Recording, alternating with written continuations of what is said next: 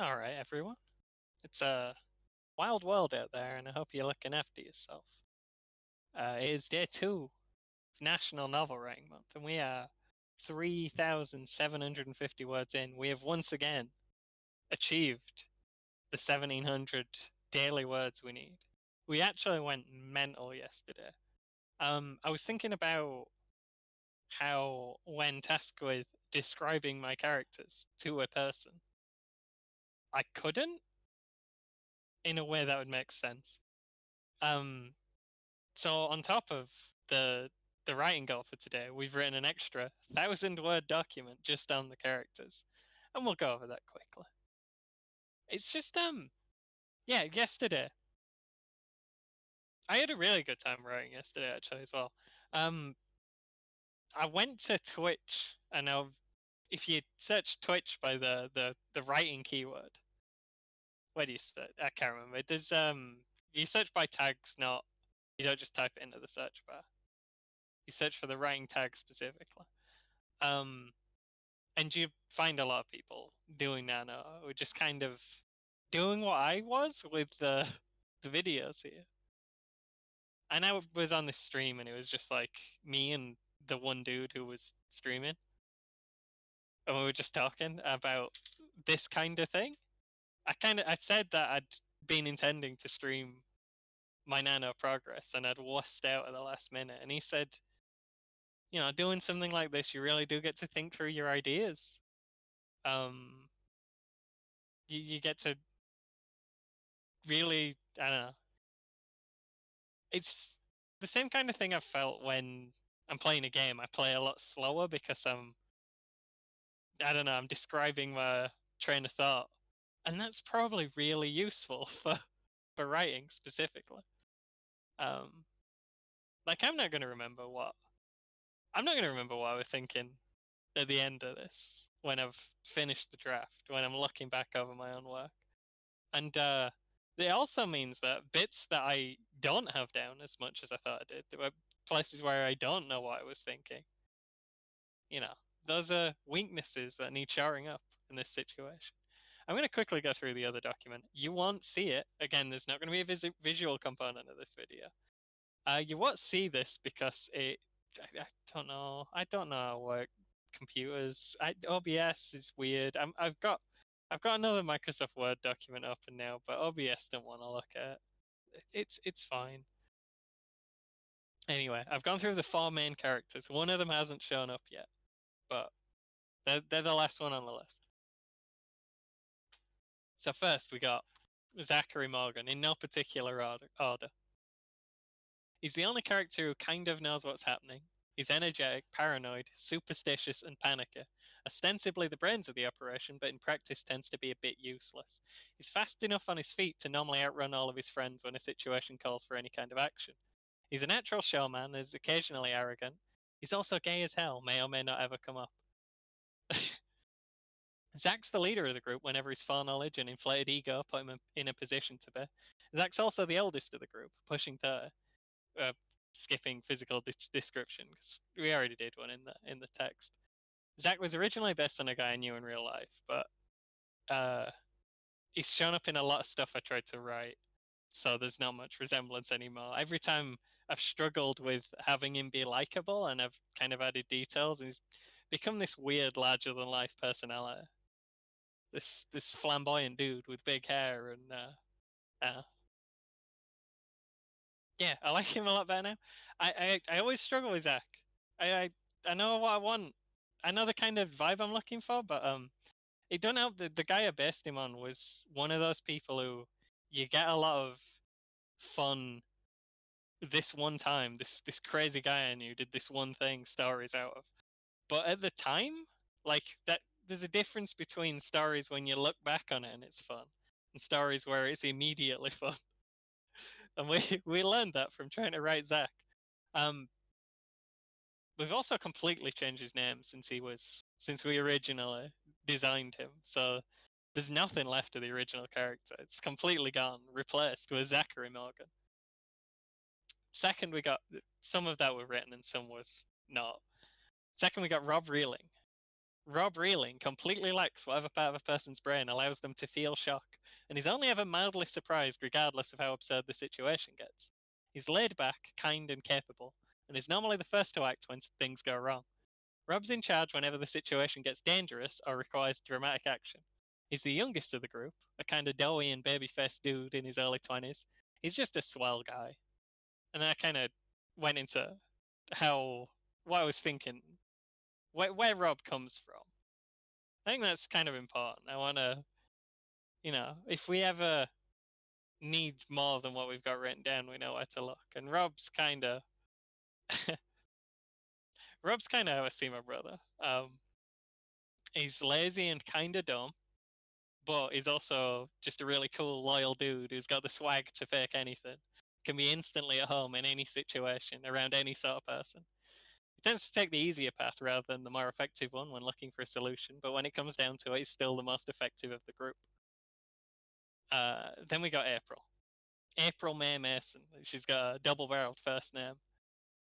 April's been one bad day from snapping since I made her up, and there's been nothing but bad days since then. She's direct, sensible, and quite possibly insane. She tends to be reactive rather than active in difficult situations, and life has a way of spiraling horribly out of her control. She does have a way of talking to people that tends to win them over, being frank and logical even when the current situation defies all logic. Despite often being the straight man to the weirdness of everything, she's also the only one who really knows the horror at the middle of it all. She was the main character in previous story that I never wrote, and she's seen stuff. Physically, I only ever describe her as looking rough. The rest is up to the reader. I'm trying to invoke the image of you, but on your worst possible day. It's worth mentioning that the original story was first-person perspective. I kind of feel like I should have gone with a gender-neutral name. Even if we did gender the character, it might make a bit more sense to have gone. But it's too late now. We already invented her. She's extremely sure the world's about to end and just does and says whatever feels right in any given situation, equally ignorant of social stigma and looming horror. We haven't really got to that yet. Maybe she'll grow into that. There was a bit coming up that I was thinking of where that start to come out. I don't know. Maybe. Anyway, let's move on. April's the leader of the group whenever Rob and Zach are both not the leader of the group, even though she sometimes talks to invisible skeletons who tell her to do bad things. I've written April comes from a time when I didn't feel in control of my own life, and she was kind of an outlet for that. And then there's Ed Bone Marrow, who's Ed Bone Marrow we'll get to. Maybe I'll write a bit about him later. I've written at the bottom, April is you on your worst possible day. Ed is not helping. I've capitalized not and helping. And then the fourth character who hasn't showed up yet, Piper White, sometimes Dawn Wise, is the final member of the group. She's been cripplingly depressed since before everything started, and the shock of it all has her in some kind of dreamlike stupor a lot of the time. She's open-minded and mild-natured when she's not an anxious mess or a daydreaming zombie, and tends to be more interested in how a given situation affects others than what's causing it and how to stop it from doing that. She's probably the only actually smart one of the group, and she's normally the one people ask questions of that require common sense when such is required. She's deeply spiritual, although not formally religious, and sees omens in otherwise innocuous things. She's very uncomfortable in groups and has a strong fear of social embarrassment. Piper's very much only in the situation because April dragged her into it, and now they're both stuck there. To be fair, there weren't many survivors of previous story. I think there were three, I decided. April, Piper, one other who may or may not show up. Probably end up showing up. I tend to run out of ideas. And they're one of those characters you can just kind of fit into things. They're a good character to show up when you run out of ideas and need something to happen. Don't know if they'll be in the finished draft if ever I finish a whole draft. Dawn Wise is a poet pseudonym she self-publishes under, which may or may not ever be brought up. I don't know why I decided she self-publishes poetry on the internet. I never wrote the story. In both of the attempts I made to write, that never came up. But I don't know. It's just one of those things that you decide about your characters. And I really like the name Don Wise for a secret poet pseudonym for a very withdrawn and you know, withdrawn and sad character. I wanted to give us something like really hopeful, and the poetry, if ever we did come to write it, would be very hopeful and empowering. I also like it just on account of its two one-syllable words. Both of them have one big stressed vowel sound in them. Uh, I don't know. There's a lot of name flippability there. She's got dawn. You can link that to light, any kind of uh, celestial activity. Wise, just intelligence, basic competence. Also, the what is it? Yeah, the looming darkness, the threat at the center of it all, hits daylight, and daybreak is a namesake.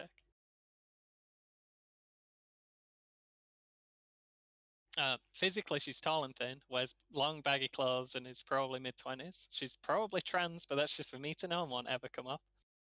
Just how I imagine her. Piper is just a bundle of irrational fear and anxiety, all just rolled into one very unfortunate person. And then I put another bit of just backstory that may or may not come up. She's originally from Australia, but moved to the furthest possible point on Earth and broke off all contact with her family due to a whole situation in the past. Don't think I'll ever describe that, but it's there at the root of it. And then there's an example at the end. I said, I kind of did just as a thought exercise. The squad are blocked by a big wall. Zach knows a lot about walls and has or pretends to have in depth knowledge of this sort of wall, what it's built from, and how it's constructed. He gives up immediately. Piper wonders how the wall might affect people and what people might think of the wall, but makes no attempt to circumvent it. Rob scouts the perimeter of the wall in search of a door or a way past.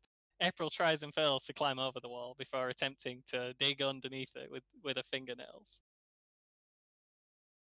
So yeah, we did this piece while talking to some dude, and we were really distracting this dude. And we probably he was very nice about it, but he got like 400 words done, and we got like a 2,400 if you count that. I wasn't sure if I should count that to the main. Oh, you can see my mouse cursor again now. Don't know if you could in the first place. I didn't know if I should count those words to the main thing, but then it turned out I didn't need to. So those are just a side bit, not part of the main body of work, which is what we'll be going through now.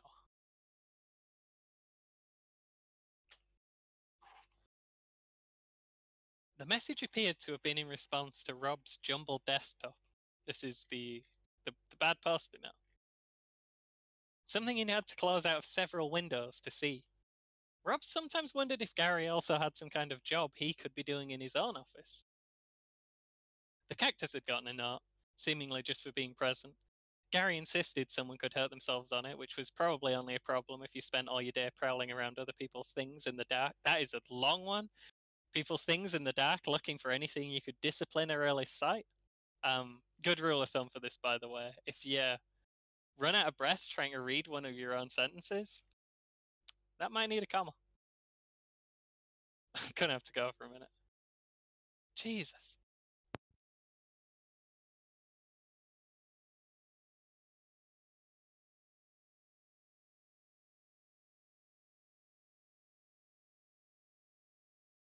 Whoop. Okay, we're back on. I think we're basically good. Let's keep going and see if the situation develops. He wondered if Gary had managed to catch a few spines while sorting through his pens and papers. The thought awarded him some small measure of joy. A few of the notes had come from things the automated system had flagged up. His call volume was bad. His call duration was bad. He was too inaccurate when filling in his timesheets, which was leading to floating minutes that would have to be deducted from his wage. An empty can on the desk had grown a note, warning any of its future kin to steer clear, lest they also be written up. There was even one on his chair. He hadn't reported that as. This is a really long paragraph, by the way, and needs sawing. There was even one on his chair. He hadn't reported that as being broken yet, on account of getting caught up in all the other, more vital, equally broken things that surrounded him. I did know when I was writing it that this paragraph were a bit long, needed sorting, but this no, it's first draft. You just get through it. You move on. Uh, well, nothing would be done if he did report it, and nobody would read the report. It was just all part of some arcane procedure that must be carried out to the letter. I can't talk tonight. He had a note on his wall warning him that his cubicle wasn't regulation size, something he was acutely aware of. The wall adjoining his neighbour wasn't attached to anything, and a rude co-worker was slowly taking over his stuff. I've described that badly, but the pushing the wall further and further to Rob's side. It actually seemed like he might have lost a couple of inches of real estate while at break. He peeled off all the notes he could see, crumpled them each into a series of neat little that's a bad sentence. Into a series of neat little balls, and tossed them one at a time into the waste paper bin adjoining his desk, doing a double take when he realized there was also a note on the bin. Do not throw food in the waste paper bin. It is disgusting. Maintenance staff have been informed. A single fruit pastel sat, alone and neglected, in the bottom of the bin. Probably be a false. Covered almost entirely by wrappers and papers. Rob didn't like the green ones. Christ, Gary, he muttered out loud, a slight smile creeping onto his normally stony face. A tree died for this. This should probably be a comma. This should. Don't know. He was interrupted when a message flashed up on his computer monitor warning him that it hadn't detected any inputs in the past 3 minutes, and that those minutes would, regrettably, have to be deducted from his wage. He hit the space key a few times and it went away, presumably stealing his 3 minutes with it. Rob tried to turn his attention back to his awful job, and was mentally working himself back into the headspace of someone who was about to get hung. This I noticed at the time was too long. Who was about to get hung up on 40 times in a row because his phone doesn't work properly, and could just be content with that. When he spotted another note in the farthest reaches of his peripheral vision, sitting smugly on the other wall of his cell as if taunting him. Rob felt a little bit like screaming, but looking closer, this was a weird one. For one thing, it was in traditional yellow flavour rather than the angry red, and for another, it wasn't signed G, and he didn't recognize the handwriting. I switched font for this as well. I like doing that. Probably gonna have to be quiet again for a minute. I think. Developing situation. Every decision you make today will be wrong. I am sorry.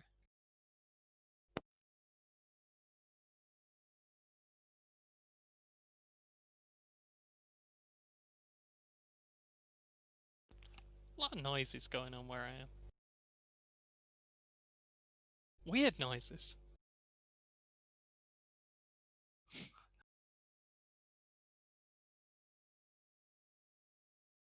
think we're good. Okay, yeah. If you can hear a toilet flushing off in the distance, don't worry about it. Okay. That was a weird one. And then we switch scene back to Zach and April. Seeing Zach confidently taking charge of the situation instead of screaming, running away, or using her as a human shield was something slightly foreign for April, and she couldn't help but feel like this was some kind of turning point in the strained working relationship between the pair. The plan was simultaneously the dumbest thing she'd ever seen or heard of. I feel like there should be more words here, or possibly different words here. And also the kind of scheme a particularly devilish cartoon animal might enact against a rival. Maybe dumb was good here. You can, after all, drastically overthink a situation like this.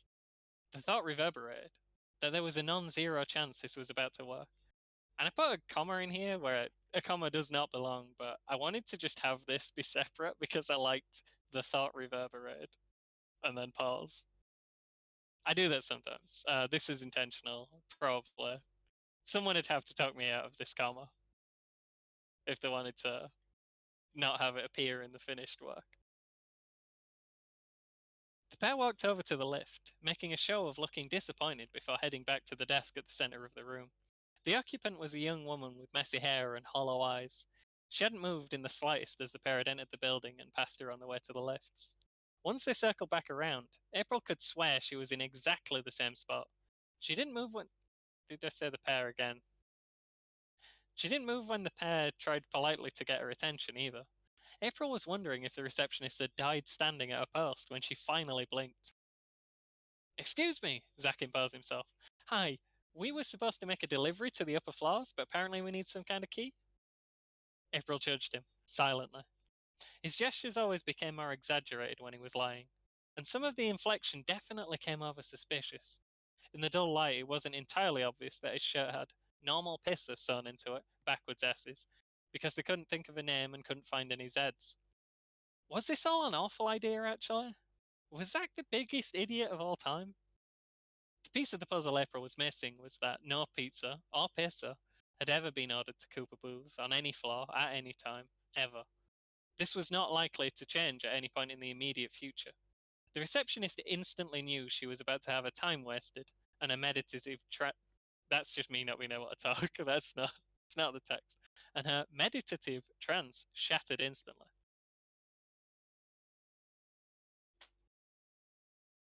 Who are you? That were very aggressive. Who are you? She spat. The accompanying glare could have burned a hole in someone. We're from the local pizza company, he explained casually, carrying on quickly to try and diffuse from the fact. Probably not diffuse, probably a different word, from the fact he'd forgotten the name of his local pizza company. We just need the key if that's okay. We'll be right on our way. She wasn't impressed. Nobody ordered a pizza. Yes, they did, Zack insisted. Someone very important, actually. They're going to be fuming when they don't get their delicious pizza. April realized that her tenuous hope had been ridiculous. Nobody ordered a pizza, the receptionist repeated, venomously. Listen, if we don't offload these pizzas within 30 minutes, we have to give them away for free. Is that what this is? Are you robbing us? Are you stealing our pizzas right now? Zack doubled down, leaning over the counter in a way that would have been threatening if he wasn't so obviously frail and didn't have such ridiculous hair. Excuse me? April interjected, hopefully. Is there any way you could phone upstairs or something? These are kind of hot.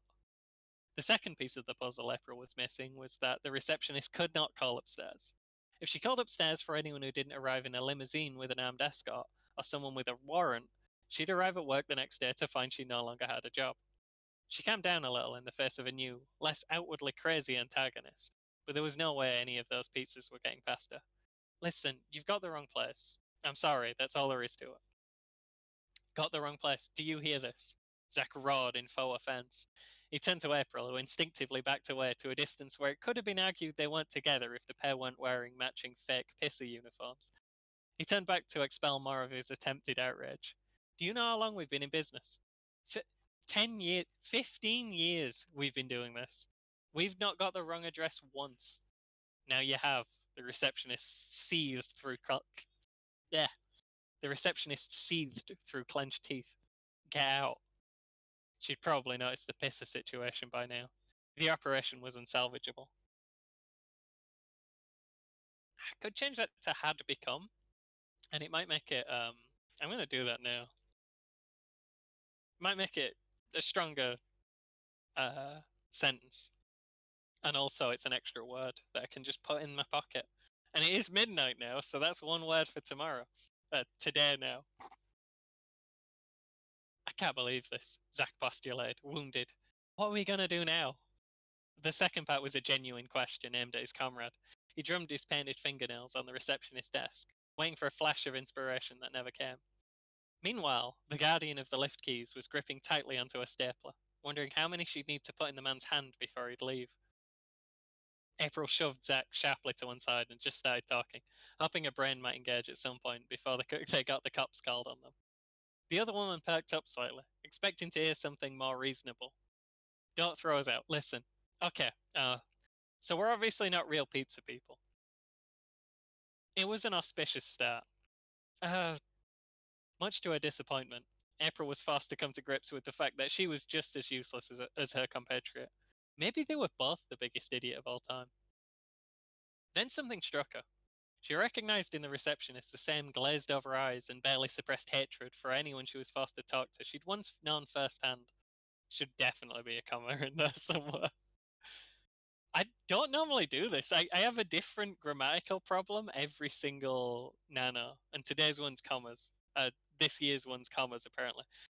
Normally it's too many commas rather than too few. April felt a kinship there. More than that, in the distant past, 2 or 3 weeks and a lifetime ago, she'd been this person. Importantly, she sensed strings she could pull on here. A single eyebrow on the receptionist's face rose as she opened her mouth to speak. April preempted her. Do you hate your boss? She was listening now.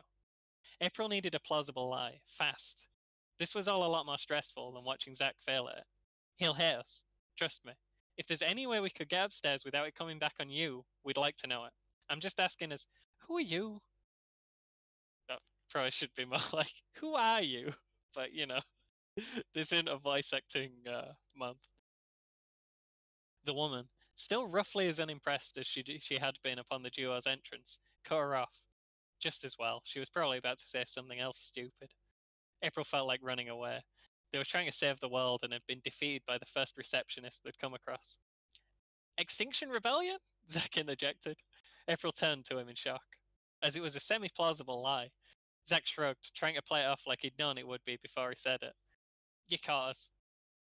April found herself speaking again, not even really knowing where the words were coming from, as if she was acting as a medium for an actual good liar. I wanted to another thing. When a lot of like YA writers do that's kind of become a theme just through people doing it, and when you think about it, it's actually weird, but people just do it without thinking.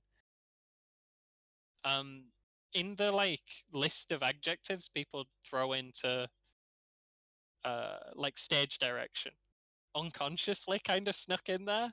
So characters often do things without knowing that they're doing them, but just in very normal situations. Like they don't realize that they're speaking and then they say something, and they don't realize they're moving and then they do something. And I think it's really weird. But when I made April, I was like deliberately doing that on purpose because she's crazy. So sometimes she genuinely doesn't know what she's doing. She doesn't expect words to come out of her when she talks. Uh, I don't know if that actually works. We might have to change it.